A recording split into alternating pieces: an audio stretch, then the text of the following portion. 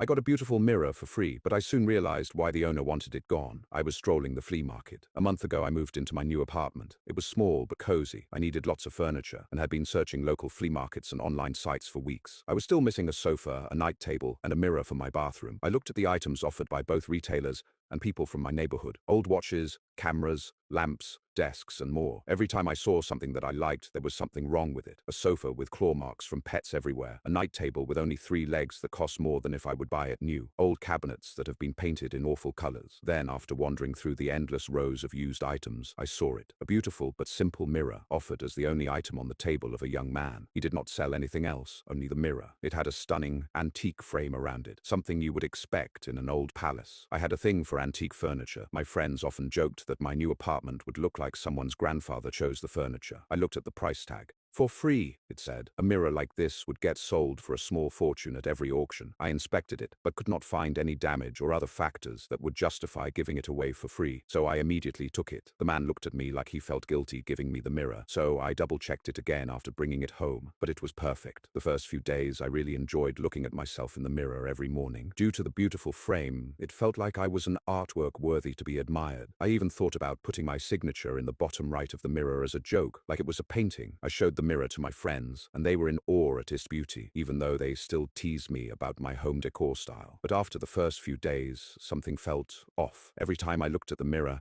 it seemed like my reflection was slightly delayed, almost unnoticeable. Sometimes my fingers moved slightly differently, like they were trying to go in a different direction, similar to a bad connection in a video game. I did not think about it much. I told myself that maybe it was connected to my migraine, and my brain was playing tricks on me while having strong headaches. Every morning I was paying closer attention to my reflection. Sometimes it seemed like my own eyes didn't meet my gaze. Other times my body position was ever so slightly off. But it got worse. One day I was woken up by my alarm and walked into my bathroom to get ready for work when I froze. My reflection was smiling at me, a wide, maniacal smile with an anticipating gaze. My hands instinctively went up to my face to check if I was actually smiling. I was not. The next days, I dreaded looking in the mirror. I often felt cold sweat on my body when looking in the mirror. It was always smiling. It still mirrored my movements, but it felt half-hearted. I already made up my mind. I was going to throw the mirror away as soon as possible. One morning I entered the bathroom, my reflection grinning from ear to ear. I lifted my hands to grab the mirror and take it off the wall. Before I could reach the mirror, my reflection lifted its left hand and grabbed my arm. I looked at the mirror, too shocked to even move my fingers. The nails of the reflection dug deep into my skin